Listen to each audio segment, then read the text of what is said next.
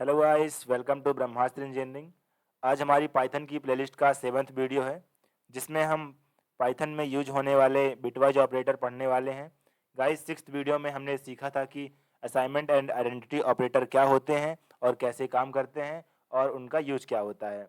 अगर आपने वो वीडियो अभी तक नहीं देखा है तो नीचे डिस्क्रिप्शन में लिंक मिल जाएगी, वहाँ जाकर पाइथन की प्लेलिस्ट को एक्सेस कर सकते हैं। तो चलिए बिना टाइम वेस्ट किए वीडियो को स्टार्ट करते हैं। और वीडियो स्टार्ट करने से पहले अगर आपने हमारे चैनल को सब्सक्राइब नहीं किया तो सब्सक्राइब कर लीजिए, जिससे आपको डेली अपडेट्स मिलते रहें। तो चलिए, आज का हमारा टॉपिक है बिटवाइज ऑपरेटर। तो सबसे पहले पाइथन सीरीज ओपन करते हैं, देन उसके बाद यहाँ पे बनाते हैं पार्ट 7। उसके बाद पार्ट 7 यहाँ पे हम लिख देते हैं PART देन 7। सॉरी गाइस, ये पार्ट 7 हो गया। एंड अब इंटर करते हैं, उसके बाद राइट क्लिक करके ओपन विथ कोड करते हैं। उसके बाद यहाँ पे बनाते हैं अपनी आज की सीरीज का। तो अपनी ये ऑपरेटर की 4th वीडियो है, तो ऑपरेटर 4.py लिख देते हैं। देन अब यहाँ से स्टार्ट करते हैं। तो गाइस, हमने बिटवाइज ऑपरेटर लिख लिया है यहाँ पे। उसके बाद हम देखते हैं बिटवाइज ऑपरेटर होते क्या हैं। तो सबसे पहले हम जाएंगे नोटपैड पे, और ये देखिए यहाँ पे डिफिनेशन लिखी हुई है। तो bitwise operators are use to compare binary numbers.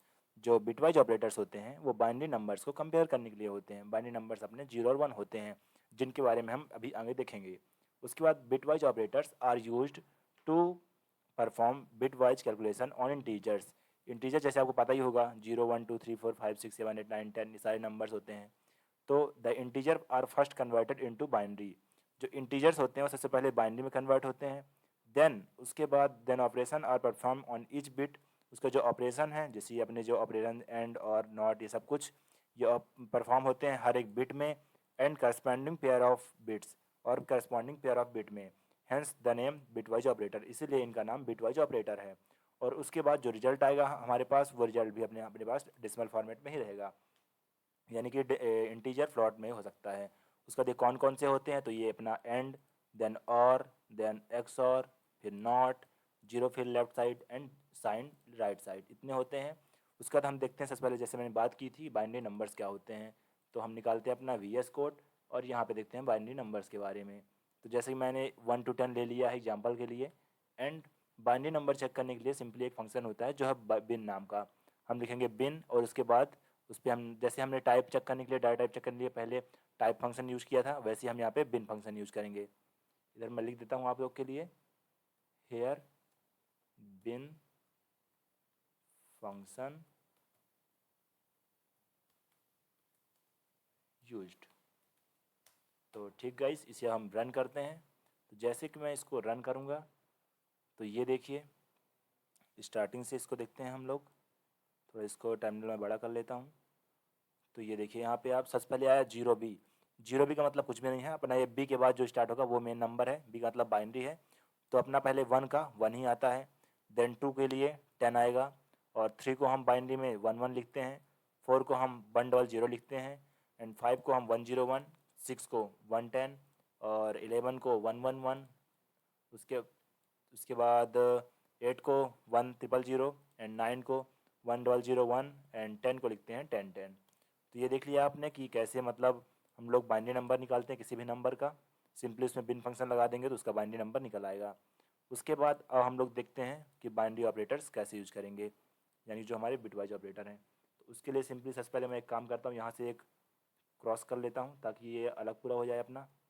तो यहाँ पे हम ये लगाएंगे, और उसके बाद इस लाइन को पूरा मैं अलग कर देता हूँ ताकि जब अपना टर्मिनल में पूरा अलग से आए। और उसके बाद यहाँ पे हम दो वैल्यू लेते हैं। सिंपली ले लेता हूँ x equals to 6, and then y में ले लेता हूँ मैं 4। तो अब देखिएगा आप लोग, जैसे यहाँ इसमें मैं करता हूँ प्रिंट, एंड देन करता हूँ यहाँ पे a, और पहला अपना ऑपरेटर था एंड का, a एंड b। तो सबसे पहले इसका आप वो निकाल लेंगे बाइनरी। जैसे कि ऊपर तो लिखा हुआ है, फिर भी मैं यहाँ पे कर लेता हूँ print bin of x, and then same line को कॉपी करके नीचे पेस्ट कर देंगे, और यहाँ पे निकाल लेंगे बिन ऑफ y, और उसके बाद यहाँ पे निकालेंगे print and A and Y को करने के बाद इसका भी हम बाइनरी निकाल लेते हैं, तो इससे आपको आसानी होगी समझने में। तो यहाँ भी बिन कर लेता हूँ और यहाँ पर लिख लेते हैं bin of A and sorry X and Y करना था यहाँ पे एक्स एंड वाई, और यहाँ पे भी हम एक्स एंड वाई करेंगे क्योंकि हमने जो वेरिएबल लिया है वो एक्स और वाई है, तो एक्स एंड वाई। अब इसको हम सिंपली रन करते हैं। तो जैसे मैं इसको रन करूँगा ये देखिए इसका आ रहा 110, जैसे कि पहले भी इसमें 6 क्या था अपना एफ पे है मतलब छठवें नंबर पे, तो 1 2 3 4 5 6 ये देखिए 110 आया था। और दूसरा है अपना जो हमने दूसरा नंबर लिया है वो लिया है 4, तो 4 पे देखिए 100, तो यहाँ पे 100 आ रहा है। उसके बाद जब इसकी जब कैलकुलेशन होगी तो कैलकुलेशन में हमारे पास क्या आ रहा है A and X and Y जो हमने लिया है 6 एंड 4, तो इसका जब एंड ऑपरेटर करेंगे तो ये एंड जो है एक गेट होते हैं एंड और नॉट, तो इनका जब कैलकुलेशन होगा तो देखिए 4 आ रहा है। अब ये 4 कैसे आया, तो सबसे पहले एंड का मतलब होता है मल्टीप्लाई करता है वो, तो सिंपली 0 इंटू 0 करेगा पहले इन दोनों का तो 0 आएगा, फिर 1 इंटू 0 करेगा तो फिर भी 0 ही आएगा, एंड 1 इंटू 1 करेगा तो 1 आएगा। तो लास्ट में बाइनरी में हमारे पास 100 आ रहा है और 100 को हम 4 बोलते हैं बाइनरी में, इसलिए इसका जो आउटपुट है वो 4 आ रहा है। देन इसके बाद हम देखते हैं अब दूसरा जो कि है अपना सेम, इसी को मैं कॉपी कर लेता हूँ क्योंकि इसी को लेके हमको करने हैं बाकी सारे ऑपरेटर्स भी, तो ये तो हम बार बार नहीं करते हैं क्योंकि बार बार करने का कोई मतलब नहीं है, इसको भी हटा देते हैं। अब जो है तो करते हैं हम एंड के बाद और के लिए, तो और के लिए मैं लगा लेता हूँ इस पर, ये देखिए और हो गया। और ये बता दूँ आप लोगों को कि जो एंड होता है वो क्या करता है मल्टीप्लाई करता है, ताकि आपको आसानी रहेगी समझने में। तो इसमें मेरा हैश काम नहीं कर रहा है अभी, तो यहाँ पे मल्टीप्लाई सॉरी मल्टीप्लाई ऐसे काम करता है अपना, और ये जो है ये ऐड की तरह काम करता है। तो यहाँ पे मैं लिख देता हूँ ADD। अब जैसे इसको हम रन करते हैं सेकेंड वाले को, ये देखिए ये आउटपुट हमारा इसके मतलब हमने तो इंटीजर नंबर समझ के प्लस किया था, लेकिन प्लस ऐसे नहीं होगा।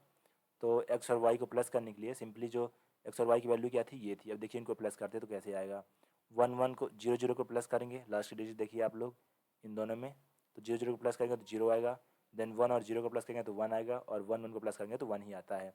तो 110 आ रहा है, और 110 किसको बोलते हैं, ये बोलते हैं हम 6 को, इसलिए यहाँ पे क्या आ रहा है 6 आ रहा है। तो सिंपली देखा आपने कैसे ये काम करता है। इसके बाद हम देखते हैं अपने जो ऑपरेटर्स और बचे हुए हैं एक्सॉर एंड नॉट के बारे में। तो उसके बाद हम करते हैं एक्सॉर और नॉट के लिए, तो इनको भी मैं कॉपी करके पेस्ट कर देता हूँ दोनों को, और यहाँ पे इनकी वो चेंज कर देता हूँ, ये है एक्सॉर एंड देन यहाँ पे हम करेंगे नॉट। तो नॉट के लिए नॉट में हमेशा सिर्फ एक ही चीज़ यूज होती है, दो नहीं होते हैं। तो यहाँ पे मैं कर देता हूँ सिंपली इसका सिंबल जो होगा